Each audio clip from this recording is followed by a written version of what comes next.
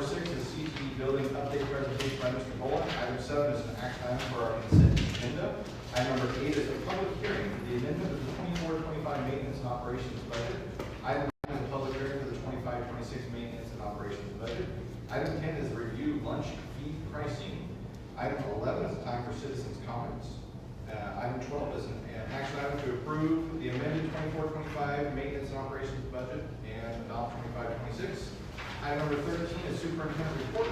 Item 14 is an action item for adjournment for the regularly scheduled meeting. Item 15 is an action item to enter in the executive session. Item 16, adjournment of executive session. Item 17, any action pertaining to the executive session. And number 18 is the official adjournment. Go back to the top to number 6 for an update on the CTE building update presented by Mr. Boland. The floor is yours, sir. Good evening. We didn't make it to last month's meeting, unfortunately, and so a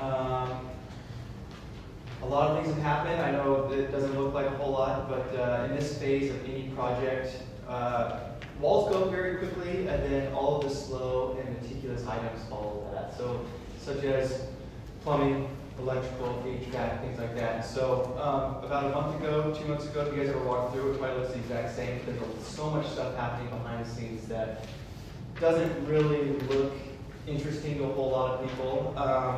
Things like almost all of the sprinkler systems have been ran throughout the facility. We've been able to utilize some of the old existing stuff, but we did have to add another main line, update all the heads because those were some of the original heads from the 60s. In the culinary arts department, there are different heads for different suppression types of situations, whether it's fire, grease fire, things like that. And so those have all been updated. Electrical-wise, they are done with the culinary arts department. The last things they are doing throughout the facility, in the classroom and things like that, are fire alarm systems and things like that.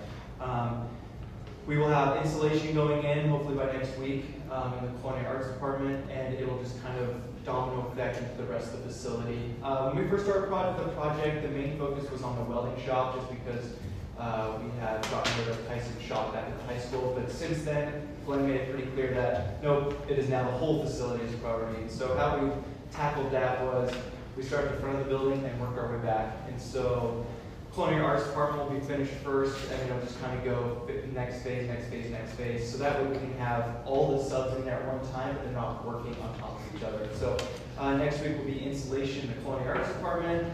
Hopefully the week after that, they'll be doing like the new classrooms, the faculty rooms, stuff like that. And while that's being done, then drywallers will be in the culinary arts department. So essentially we're just going to kind of keep chugging along part by part until the facility is done. Any specific questions? I can ramble on about random stuff that's been done, but I don't know if that's entertaining to you guys. My question is actually about the culinary arts. Okay. And when I think of kitchens, I just have horror stories to tell you, but I'm more concerned about time frame and getting all the materials here. Okay. Cabinets like on track, everything's good to go. Yep, cabinets are on track. The equipment actually was what we were worried about taking the longest. Yeah. And in our meeting Thursday with Glenn, almost the entire kitchen equipment appliance list is actually in stock in Meridian, waiting for us to go pick it up. One thing we've done was, we don't want to store it here. Things happen, we need to move stuff multiple times, and we don't want to just have stuff stored everywhere. So we've kind of not neglected, but we're holding off picking it up from the supplier in Meridian as long as possible. So until they kick us out of there, it's just going to be in Meridian. I think out of the, I believe, 16 items that we had to purchase new, besides the ones that are being relocated from the high school, all but 6 or 7 of them were waiting for tracking. So that's really awesome. The biggest, most expensive cost, the entire culinary arts, is the captive air hood that goes above the range. Very fancy, very expensive. I believe it's almost $40,000 just for the range itself. And that's in stock. It's been waiting to install. It'll probably be one of the last things we install over that. And there's another smaller range over the dishwasher too. They exhaust all the heat fumes, not fumes, but essentially, you know when you open up the dishwasher at home and it's nice and warm and it's like, oh, geez. This is industrial sized dishwasher, and so those temperatures are a little bit higher, so we have to exhaust the fumes so that way no one gets burned. But we're pleasantly surprised with how in stock some of the stuff was. So we'll knock on wood because this project isn't done, but That's great. anything else? do you want to touch on the back parking lot really quickly? Yeah. Back parking lot is going extremely well. We did have a hookup running in, because we're digging down so deep. It's not just a resurface project, hence why the cost was so high. I don't know if any of you guys have walked back there. I know Barb has. They're taking chunks out of the entire parking lot and having to remove it, and then essentially they'll bring it back to prep it for asphalt. But in that removal and that cutting of material, which is 24 to 32 inches deep, we have been running into some clay, which that's how you essentially get sinkholes. And so they've had to put fabric down and start that process, which was something we weren't expecting. We've already talked to Glenn about it. Just unfortunately, that's the nature of the game. They didn't know when they were starting the project that there's going to have to need some fabric down. But besides that, there hasn't really been any hookups. Light posts have been ordered. That's pretty much it. They're just trucking along. It's very boring back there because it's just truckload after truckload of material leaving site, coming back. Each one of those light posts are going to have 4 lights. Yeah, 4 on heads. each one. So it is, if you're going to have 8 with the 4 poles, you're going to, you're on the 4 poles, you're going to have 16 lights total on the parking lot. Yeah. So you're going to go from very dark to super bright. One thing. Well- Let's go back. How about the apartments next door? We'll hang a lot to where. Well, they'll be grateful, I think. Yeah. It'll be very, I don't want to bring up, your guys' competitors, but when the light posts went in at TDCA, they put a ton of them in. And they're the same exact light posts and heads, except for you guys are going to have more. And I actually did feel bad for the neighbors because that road is so bright when all goes on. But it's a catch-22. You're gonna make some people mad regardless, right? Because they're gonna say, that parking lot went dark for the entire time that I've lived here. But at the same time, it's your guys' responsibility to have a well-lit parking lot for safety, for damages, things like that. So unfortunately, you're gonna make a couple people mad. No matter what you do, whether you put lights in, you didn't put lights in, someone's gonna complain about something. So worst case, they do make the downturn thing. Exactly, yeah. I You like can I said, adjust they could be these. grateful, there's a lot of Exactly, shenanigans yeah. going on there. And then also I did want to know kind of the most recent big achievement at the back parking lot was the curbing has all been poured around everything, and then they have been prepping for sidewalks. So that's kind of a huge step in the right direction. But no hiccups so far. In a couple weeks, we're going to start on the front parking lot and start grading that out. And then I believe the horseshoe's going to get started. Okay, I didn't know how much you want me to touch on that. The excavation next week. Yeah. So everything's. I have no quarrels about getting this done by the time students are back in. So They have the best guess on when asphalt goes in effect, like July. I don't know. He said majority of July will be asphalting, and then striping. Kevin from Urco is our contact. He's one of the co-owners. He said striping should begin the last week of July, and then all that kind of fine tuning stuff will be at the beginning of August. But they don't have any issues with the time crunch. So. Nice. Great. No issues with the time crunch on the CTE building either. Yeah. If all goes to plan, our biggest headache or concern was getting equipment there. That hasn't been an issue. All the HVAC stuff, all the massive rooftop units have been in stock. They're at ACCO's facility right now. I think the way we lined it up by kind of doing section by section, even though it's a whole entire project, that way all the subs can be in at once. I think that'll help us achieve our goal. Things that have changed, like a new entryway door. Sometimes, if we were into the middle of July, that would be a concern because we got to get it here, we got to install it. But we've done a lot of those changes early enough, and then also all of the subs we've been using, they all have an end goal in sight. So really no issue or concern with deadline for that type of stuff. Like for example, Burke Electric, they're local, they've been on this project since day one. They did a bunch of roughing stuff last month, and then we're kind of gone for 3 weeks doing some other projects in the area. But they told us last week, and they were here today, they said starting Monday until the end of the project, they're going to have crews here until the end They of were the there Sunday project. night, that almost dark. Exactly. So the nice thing about hiring local and people in our community is they all want this to succeed, and we have told them from the beginning of time that the beginning of August, I think we named it August 6th or 7th.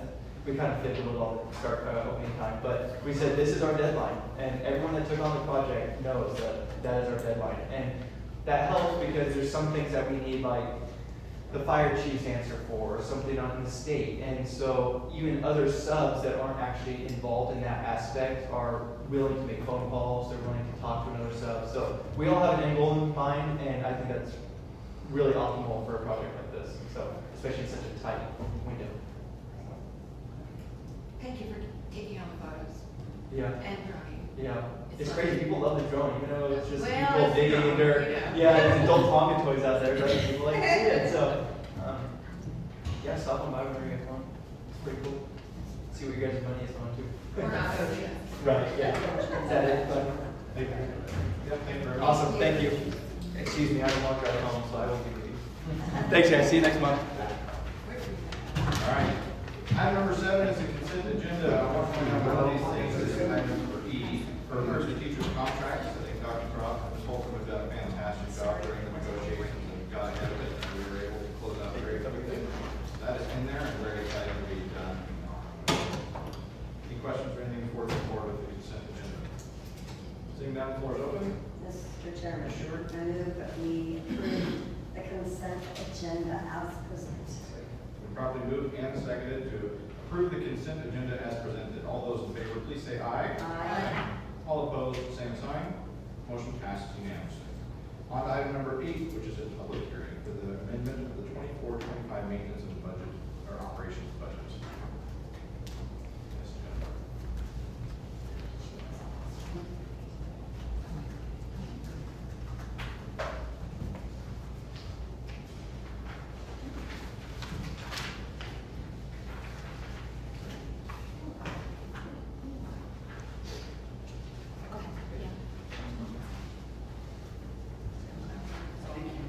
Sorry about the couple of colors and the rest is black and white. Of course, the printer took a dive on me while I was printing.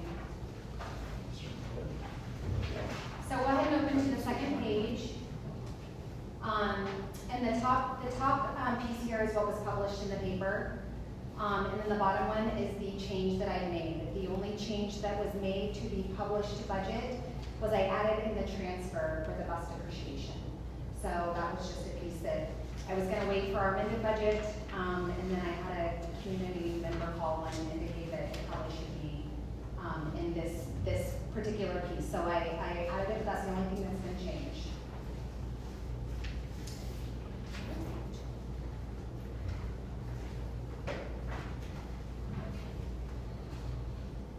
So the next page is, just some basic, expenses that have gone up. Health insurance in fiscal year 25 was $14,400 per employee that opted in for insurance. And this next year is $15,358. So that's an expense to the district. The only increase we saw from the state is benefit apportionment. And so they added to the insurance that they provide us $1,750. And we get that basically per unit. And this year we are on track to receive funding on 66.5 units. Okay. Dental plans will remain the same as last year. The cost will go up 50%. It's not a terrible increase, but it is there, from $14.50 to $28.74. Okay. And then Percy certificated and Percy classified remains the same at those percentages.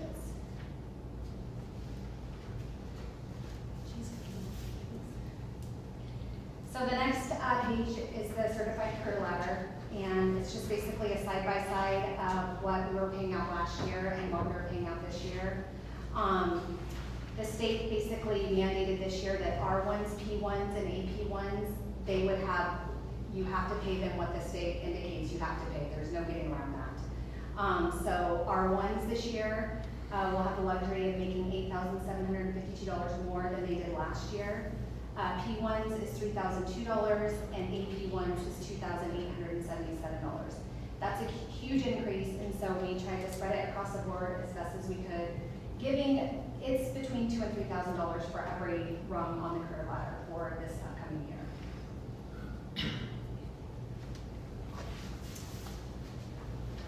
The next couple of pages, if you guys can butterfly those open, is our classified schedule. And I know it's been a huge priority of Dr. Croft to get the classified pay scale up. And so I'm going to briefly touch on the two, actually there's 4 columns that have received an incredible increase. Educational assistance went from $11.44 up to $13.50. So $2 is a lot. I don't know about you guys, but it makes a huge difference. And then just going right across, our registrars were at $12.50. Now they're at $14.50. Custodian and grounds, they were at $10.50. Their starting rate now is at $15.38. And kitchen staff was at $10.92.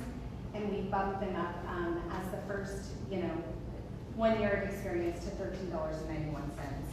I think there's 2 people in our district that are making below $15 an hour, and they are on here based off of their years of experience and the time that they've been in the Payette School District.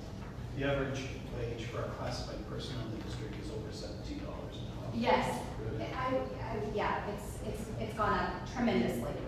And it was 2 years ago, it was closer, as an average classified wage, it was closer to 13 and change. Which, as you guys all know, is not livable. I mean, it's just, that's a hard wage to do anything on. So,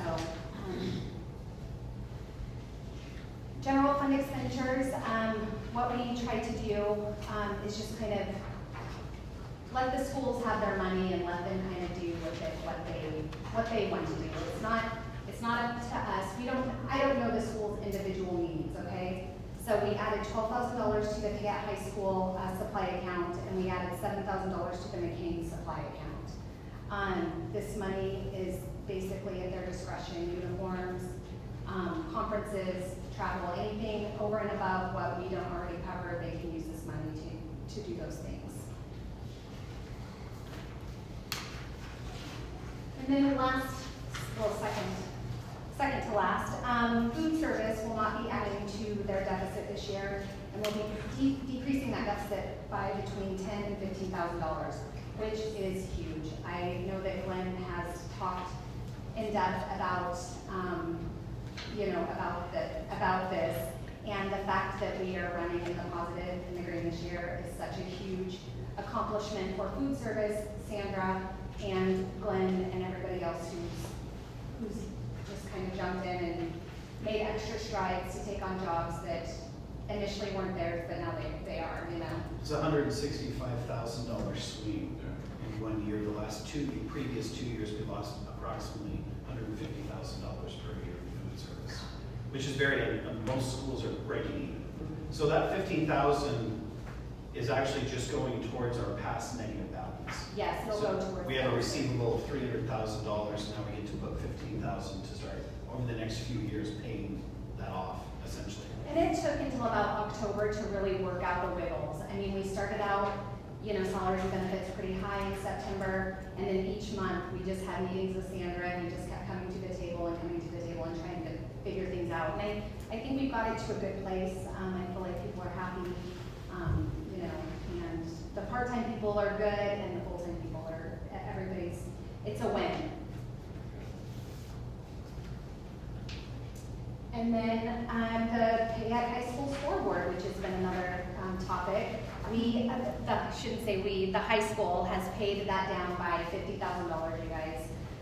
It's been huge. Macy's worked really hard to give us every dime she has, and some days I feel bad, but other days I'm like, well, it makes this particular office look better. So they worked really hard. I actually think I have another check in my drawer, and so it'll likely be paid down a little bit more by the time we are able to close out this year. So.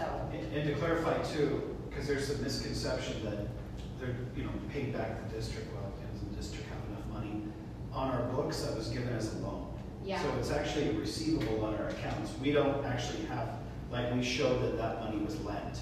So even when we're balancing our budget, it's really $300,000 less every time because that receivable, how it, figures into our ledger sheet. And so if we weren't to pay that off, we would have to take what initially was the $200,000 and just eat it. And that would, all of our programs and everything decrease it immediately, but like $200,000, which it would be devastating. So we have a plan where the high school is spending month by month, paying it slowly off. We gave them a price of like $4,500 a month. Sometimes it's more, sometimes it's a little less, but I feel like they've been really diligent in getting that handled. So, great job, Kurt, where's that money coming from? Lots of different places, specific line items within the budget that weren't getting used, that we had from years past, and different items that were just sitting there that we didn't know about. And after we did an audit at the beginning of the year, we found those funds and started putting them towards the scoreboard. And then we've been fundraising like crazy. I think we've, we ticketed baseball and softball. A lot of the funds went to that. And then, Tracy Bratcher's been spearheading a lot of our fundraising along with Macy. Macy and Tracy have done a ton of work to bring in more funds from various different avenues to pay out that scoreboard. Yeah, it's not easy work, but we're making it happen because we get where we need to be. I would say dates and concessions too. Part of when we hired the new bookkeeper at the high school, one of her duties was to manage concessions and the gate a little bit better. I hate to use the word willy-nilly, but in the past it was just someone was available, they would take gate if they weren't. So we have someone there, we have someone stocking the concessions, and so grilling, I think we're having burgers and hot dogs and, just things that attract are huge. So. One of the things to mention with regards to the scoreboard is they originally, when this happened originally, roughly 2 years ago, they had a 5-year time frame to pay it off. They're going to do that through fundraising, advertising, they would sell on the board. Still gonna make that final. Right, that was, and so they're still on track right now to hit that 5-year. So that's our expectation is that in the next, after 2 years, the high school will give themselves a huge raise. Yeah. They'll be able to put that fundraising money towards, they just got to pay it forward to themselves. They got the scoreboard up front, but, so now it's the long payoff. So it started out at about $215,000. We had donors that paid it down to about $15,000, and then collaboration with Macy, and she's able to do what she does. All right, any questions? Thank you. Thank you, Jennifer. Oh. All right, next item is review lunch fee pricing.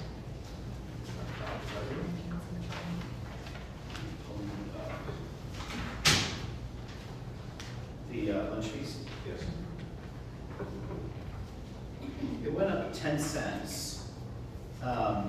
We kind of debated whether or not we had to publish this, because if you don't raise your fees more than 5%, you don't have to put it in the paper. We decided that we're going to put it in the paper anyways. Milk went up a little more than 10 cents, went up to 55 cents. Everything else just went up by 10 cents across the board, which is much less than we saw the previous 2 years from the USDA. Once again, the USDA actually comes to us and gives us a price. They figure out what their stuff costs, and they essentially dictate the prices to us. And so a 10% raise, if you look over the last 3 years, is it is by far the lowest. We had, between last year, it jumped up through that inflationary period of the last 48 months of, roughly $2 an hour. $2 per meal. We were, and that was just in a period from the early 2000s through COVID till now. ESSER offsets some of that, but now it's like readjusting. Hopefully the inflation stays low. We don't have to pay what feels like $1 million for chicken and eggs and flour and everything else we do. So 10%, I felt, I don't like to see it go up at all, but I felt like that wasn't as punishing as some of our other increases have been. And it is something that is necessary for us to ensure compliance with our federal programs that we offer, so. Thank you. Item number 11 is time for citizens' comments. Has received any papers? None. Excellent. Seeing none.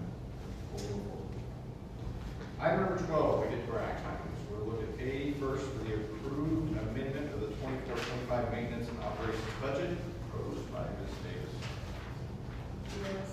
Chairman, Assured.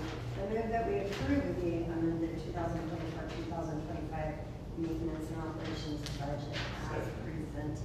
Been properly moved and seconded to approve the amended 24-25 maintenance and operations budget. All those in favor, please say aye. Aye. All opposed, same sign. The motion passes unanimously. On to the adoption of the 25-26 maintenance and operations budget as presented by Ms. Davis. Mr. Chairman. Assured. I move that we adopt the 2025-26 maintenance and operations budget as presented. Second. Properly moved and seconded to approve the adoption of the 25-26 maintenance and operations budget. All those in favor, please say aye. Aye. All opposed, same sign. Motion passes unanimously.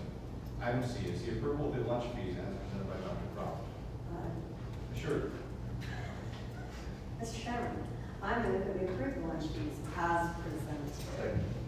Properly moved and seconded to approve the lunch fees as presented. All those in favor, please say aye. Aye. All opposed, same sign. Motion passes unanimously. On to item number 13 for our superintendent report. Dr. Croft, the floor is yours. Right.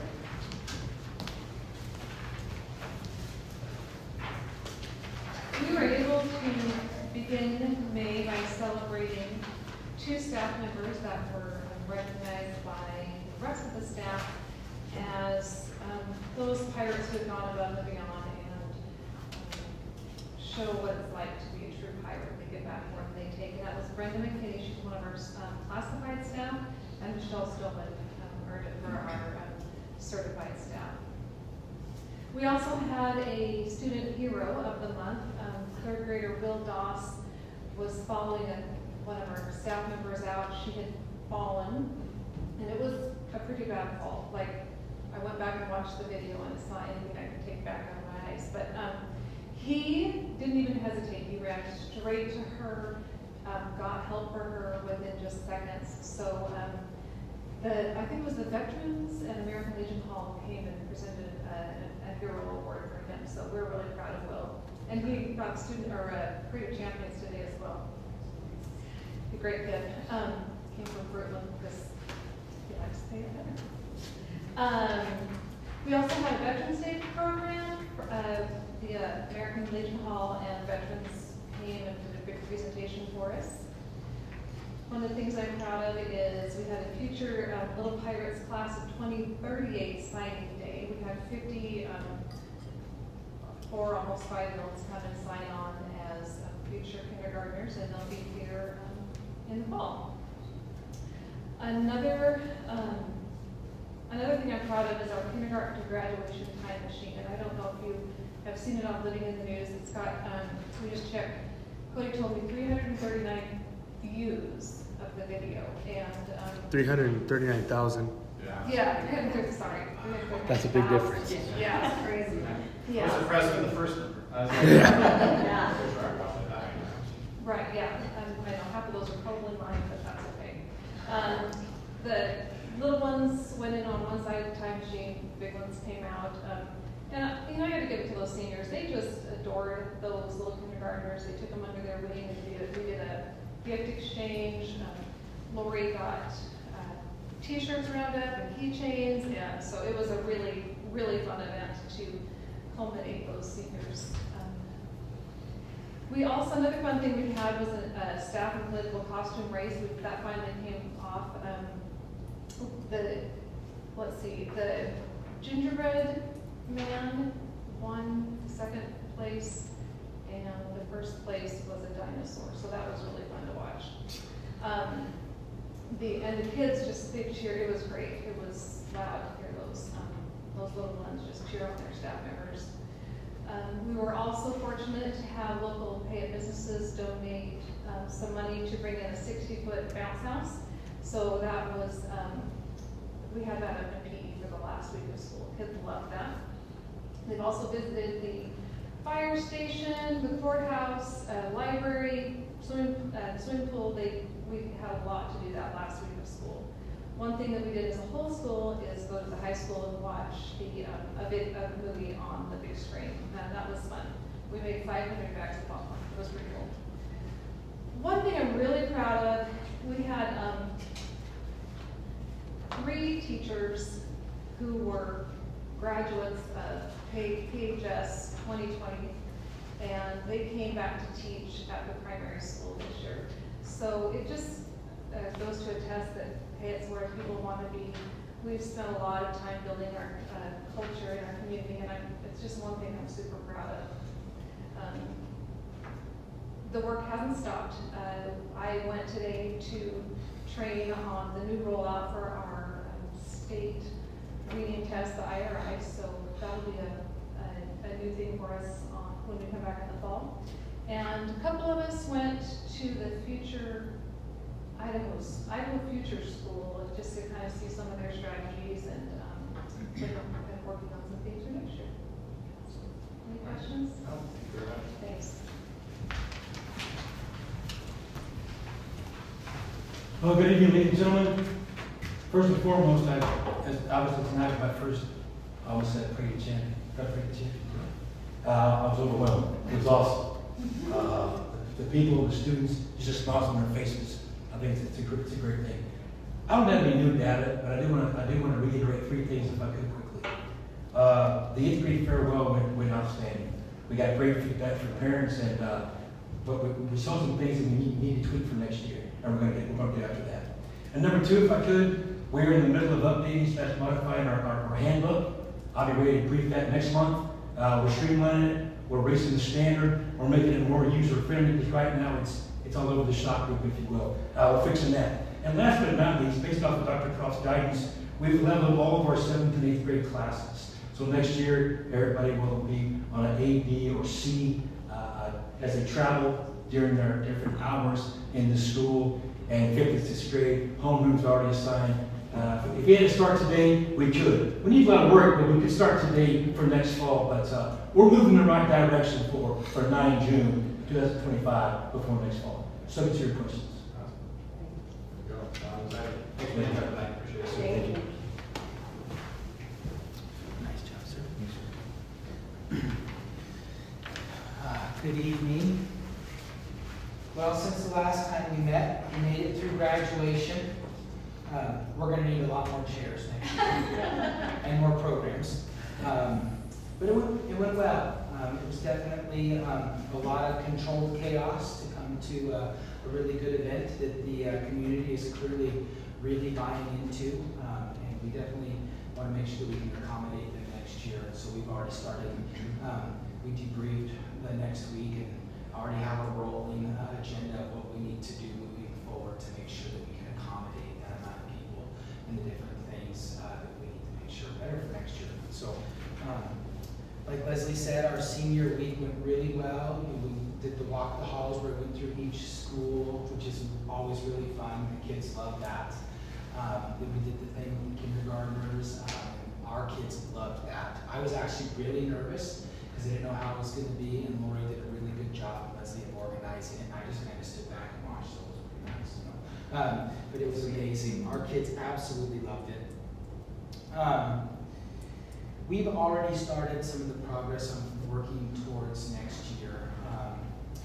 Last week we had an admin meeting as a whole team with Dr. Croft and Marcy leading it, and it kind of lit a fire in me. The last year and a half or so has kind of just been, hey, we're gonna go with it, kind of, just flying by the seat of our pants kind of thing. As a former football coach, I'm all about being organized and creating a culture. And so after that meeting, we went back as a PHS admin team, and we put together what we want our core values moving forward. We've come up with some really amazing things that we're going to start rolling out to our staff. Just starting with more rigor, and starting that process of this is Payette. It's awesome to be here, and we want to continue to do that with our middle schoolers, and we talked about it almost athletically, almost like we're recruiting them for college. But we're going to build a fence around Payette, and these kids, they're not going to want to go to the Fruitlands or Louisers anymore. They're going to want to come to Payette High School. And so we've started that process, and I think that's really important to build that culture so that our kiddos moving forward can proudly say, I am a Payette Pirate. And you can already see that going right now, just like Leslie said. We're already there in just this short amount of time with these leadership changes. But it's been a really cool thing to to see our kids buy into it, and it's really neat to see the middle schoolers buy into it now too, as they want to come to the school.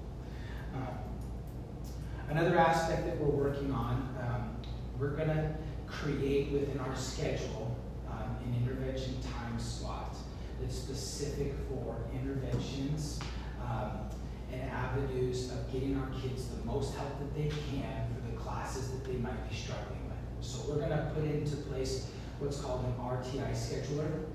Our staff will, every week before the following week, or the next week I should say, will schedule kids into their classes that need help based off of priorities. So math might be Monday, Tuesday might be English, and so on and so forth. And so our teachers will, the Wednesday before, say, hey, Billy Bob, you're coming to my math class on Monday so that you can get your grade up and work on these specific pieces that you need to move forward within our math programs. And so there'll be that for our intervention kids. There'll be enrichment pieces for our kids that don't need that, or if a kid got past an intervention and can move on. And there'll be times within that schedule also where we can schedule things like club meetings and those types of things within that schedule. We just wanted to create organization to our intervention moving forward instead of just allowing for us to try to grab bag things to give those kids what they need. So some really good things moving forward. That's pretty much all I have. Any questions? Thank you guys.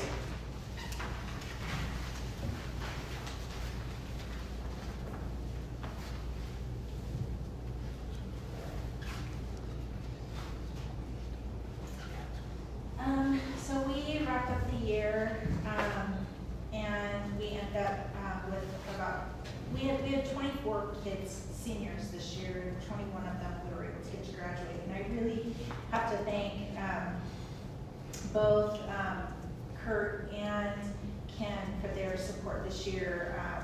You know, one of the things that I think we find most challenging about about the model that we have in place is that the academy is between 10 and 30% of every grade level, but it's really hard to walk that line between what should our kids be involved in and what should we do on our own. And I think they really try to do a nice job of making sure, because they're doing all the planning and things like that, of trying to make sure that we're included, or that we have our own thing, and so I just really thank them. Graduation was beautiful. We went to the 8th grade, the 8th grade celebration at the end of the year, and we were invited. Our kids are invited to that, and they get to take place and all of that, and it really, because some of those kids only come for a semester or things like that, so it just really is important that they have that touch point.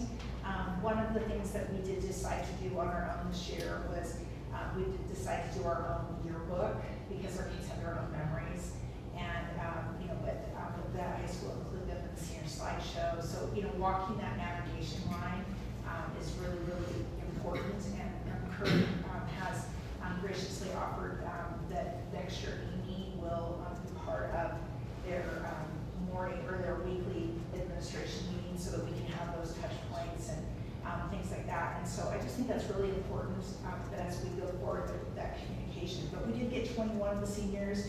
The other 3 that we didn't get through will have an opportunity to finish this summer as fifth-year graduates. But all 3 could make it if they choose to. That was really good. We went through and we sat down and talked to parents about whether or not the kids were, what their placement will be next year. Most of the kids that we talked to are choosing to stay. It probably is the right placement for them. And just because of the smaller class sizes and things like that, we're finding that even with growth, it's a good place for them to be. But we are sending a couple back to the high school,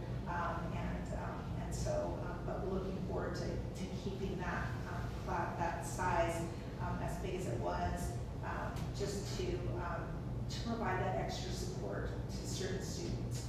And then we're just kind of wrapping things up and getting ready for next year.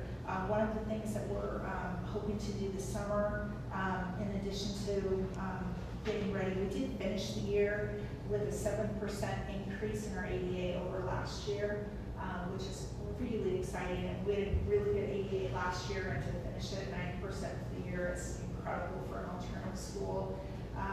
And so, but in addition to that, one of the things that the SRO stopped by, Officer Luther stopped by, is that he really feels like that there are some key touch points that he thinks that he can make a difference in, is working on, I don't even know if it's a town-wide or community-wide or something like that, but he really wants to work on some kind of a truancy policy that he can work on with the prosecuting attorney. And he thinks that so that we could maybe work on something so that kids don't ever get to the point. Something that has a little more teeth. A little bit more teeth, because so many of the kids that we find that struggle, by the time they get to Kurt or to us at that level, is that those bad habits are already built. And so looking at something that we can implement at the elementary or the middle school level, so that parents understand how to build those good behaviors ahead of time, because it does have it's hard on families when they get older, on how to deal with those. So that's something that that Amy and I will be working on maybe this summer. Great. Thank you.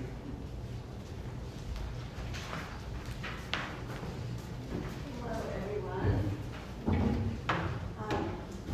My report has a lot of pretty colors on it, but I just wanted to celebrate some fantastic things that have happened throughout our year. So when we started the school year, we were around 180 students on IEPs, which is down from 205 a couple of years ago. So we're moving in the right direction. Now, some of that is because students have left, but another part of that is because they've graduated from the program. They're still in school, but they no longer qualify for special ed services. And our SLP, I think when we hired her, I think there were 25 kids on speech language IEPs, and now she's at 17. So when people are doing their work and doing their jobs and really moving those kids, and that's why I wanted to show you all of these scores, because if you look at just the grade levels, it's pretty depressing because they're still all in red. But if you look at the first column, which is the annual typical growth, and of course I really highlighted the big happy ones, but like the one on the top there in primary school reading made 193% of their annual growth. And that's huge. My grandson, who just got that little medal today, got 84% of his annual growth. So this is huge for kids. And then I put the primary math and middle school language and math on the other side. So I thought, we always need reasons to celebrate, and our kids are really working, and our teachers, and it's both the gen ed and the SPED teachers, are working with those kids to really help move it forward. So really pleased with all of their work. Looking forward, I've been tasked with creating a more intensive training for our paraprofessionals. I always joke, but it's sad that we bring our paraprofessionals in and say, okay, you don't know how to swim, we'll go off the deep end. And we're really trying to make that better.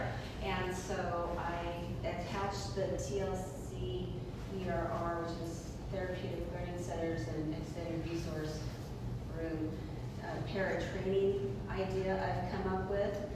And by the end of the time, they'll have 2 full days of extra training. Everybody gets 2 days of training and then another day of CPI training. This is going to give them 2 more full days of training. Plus, the program, the Applied Behavior Analysis Basics, it's an RBT course, and there's 40 hours of lessons. We're only going to focus on about, let me look at this, 12 hours of those lessons that I really think are critical for our needs. But they will have access to this because it's a computer online program. They'll have access to this, and if they go ahead and on their own time complete those 40 hours, they can apply for an RBT certificate. So then they can go and work in a RISE or a different center. And so it'll be a benefit for everyone, I believe. And I'm happy that we get to do this. Yes, and I tried this year to do a monthly training with my paras, but my health really got in the way this year, and it's not going to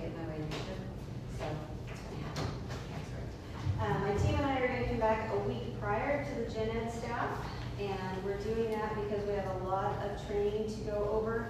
They are reviewing the Idaho Education Manual, and I think I gave you a review on it last time, how they basically doubled it in length. And so we have a lot of new things to look at and learn. They are changing the standards for students who take the Idaho Alternative Assessment, and that is, instead of taking the ISAT, they take an alternative form of that. And so you have to, we can only have like 1% of our population take that, and there's really strict guidelines. And also House Bill 236 and House Bill 93, we're gonna focus on how those things are gonna affect our students, because there's dual enrollment, and all those fun things that we really haven't had to work with, but we get to get excited. Sarcasm. My goals for next year, around personal goals, is to expand professional development opportunities for our special services staff, keep improving student academic performance, and elevate the level of personalization in our paperwork.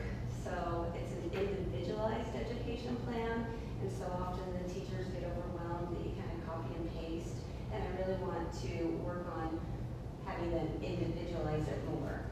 And it's a paperwork thing. I don't want to bore you. Going along with what Kurt was saying about culture and pride, and Leslie was saying about it too, I'm kind of working on the opposite end of it. I'm working with the alumni. And so we're planning an all 80s class reunion. It's our second one that we've had. Terry's already registered. And I am, we're focusing on Pirate for Life. And so we're going to have a raffle, fundraise, and hopefully give some money back to the Senior Citizen Center and the schools, and just encourage people that, once you graduate from that castle, that doesn't give you permission to never come back. Stay invested and be proud of being a pirate. And a few of my classmates, Terry's of my classmates, they've already created the Pride of the 208 scholarship that they've been giving out for a few years.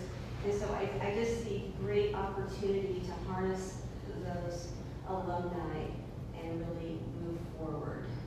I know Bart was kind of talking about putting trees in the parking lot, and I'm willing to, fundraise some of those alumni people to help pay for trees and plants and stuff, because I have, nothing else to do in the summer. So, anyway, and I'd also really like to continue the senior kinder exchange, which it was kind of cool, because you didn't plan who was going to come and meet each other, but we asked the seniors, if you have brother or sister or something, meet up with them. And we didn't plan it, but I looked up and I was like, is that Barb's granddaughter? And so my grandson and her granddaughter. So were about to cool. exchange. And they were thrilled. Yeah. They were totally thrilled. And I talked to those seniors and like, oh my gosh, this was so emotional. And then the kinders, they have a shirt that they're never forever and grow into it. And we're just creating that culture of being a pirate really are some awesome. And even Cody comes back. Anyway, I want to thank you for another excellent year and the time you sacrificed to be here and be here for everything. And I truly appreciate all of you. Thank you.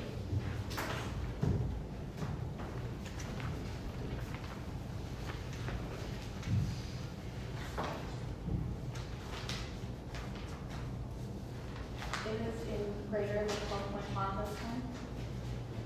So, and also less than 2 pages. As we're closing out the 2024-25 school year, I'm honored to share a reflection on our year.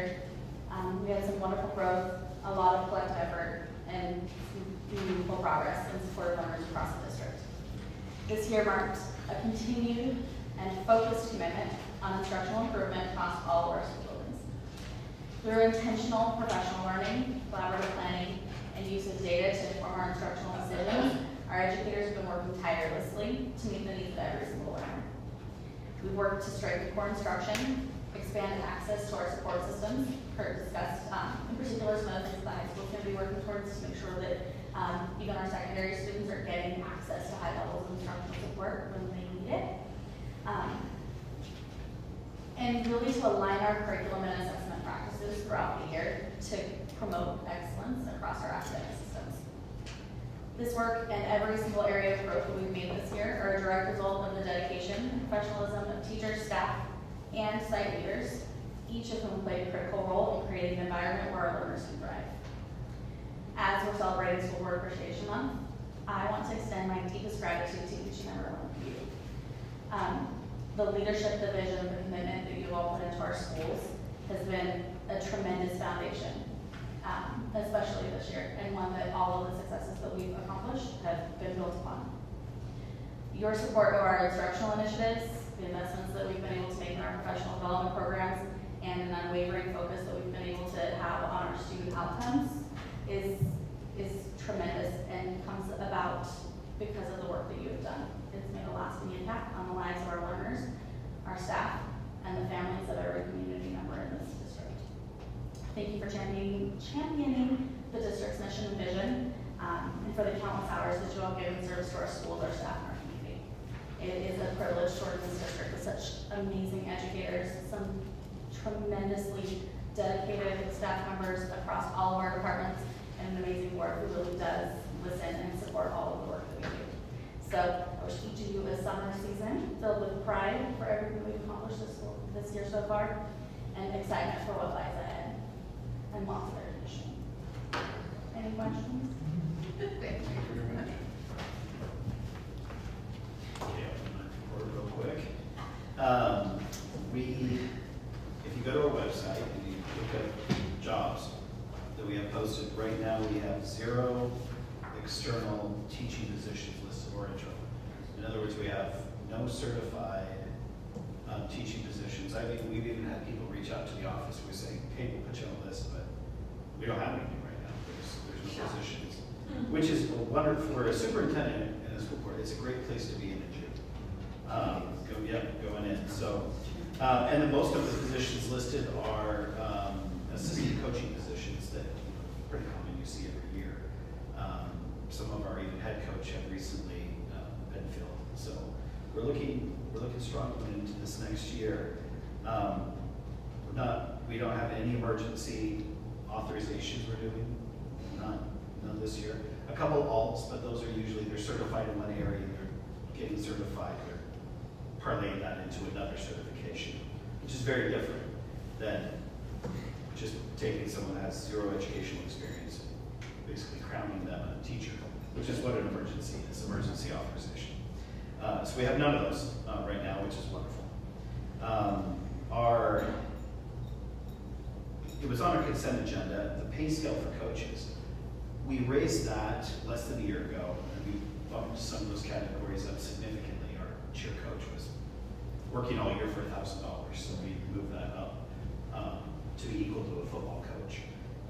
Some other things we recently did, we looked at our category 3 and our category 4 coaches, and that's tennis, cross country, golf in category 4, and category 3 is softball, baseball, track, wrestling, volleyball, soccer, dance. And we bumped both of those categories up. They were lagging a little bit behind the other categories.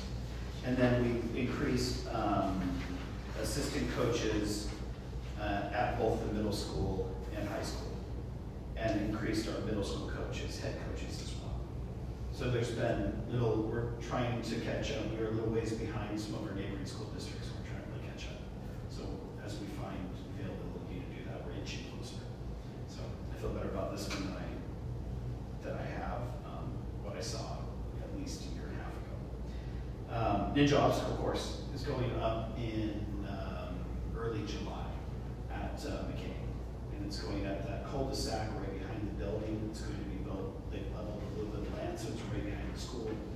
Be great for the rec league, both softball, baseball families will be able to use that facility. It's a giant dome that has all these spider webs. In fact, there's one almost, if you've been to Jump, downtown Boise, they have a similar obstacle course as this one. If you drive by, you can see it off the main road, but it's a big dome that has all sorts of climbing levels and spider web type obstacles and made for older kids. And then we have these weird, they're strange to me, but they're like, they're not spheres, but they're like these cube balls that are stacked on top of each other that creates a climbing obstacle course. So all of that will be installed in early July, giving our 5th and 6th graders, and you're going to see all of our kids jump on it. Give them something healthy to do during recess, get some energy out, which middle school kids desperately need, and then they get to bring that smell into the classroom from all that excursion, which teachers will appreciate. No, joke. We also are working on a survey for our plant facilities. We want to send out a big community survey. This next year, we're going to be doing we're going to need to do a plant facilities levy. As our other ones expiring, currently our plant facility levy is around $495,000 per year, which when it was passed 8 years ago, you could get a significant amount of work done for that. I mean, you could replace a roof. Now you can't replace half a roof with that. So it doesn't, I mean, basically that $495,000 is, replaces a large HVAC unit at the high school. I mean, so over time that money has, inflation has caught it and it's not what it once was. We're looking at different amounts to propose, but one of the first things we want to do is put together a survey and send it out to the community and find out what the community's priorities. I mean, we have ideas, definitely our dome needs some work. We have many different projects throughout, some they can't see, like fire systems, you don't see that, but it needs vestibules for the elementary. So there's certain different things we're going to put onto a survey list, and then we'll bring that raw data back at the end of the summer as going into September and October.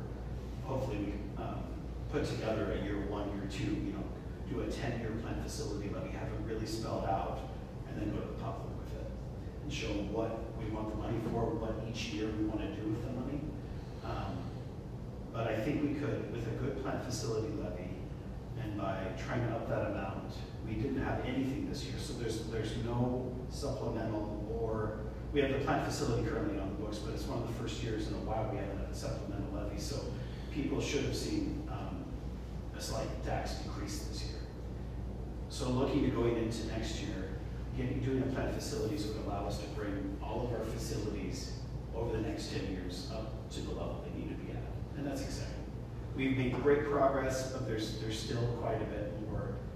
Just, the HVAC at primary is 30 years old. So that stuff starts to go out just with time. Age. The good news is all of our roofs are basically around the whole district. We don't need to do a roof. So, knock on wood. So anyways, that's positive. And so we'll show you guys the results of that as we probably release that in early July. And that's all I have.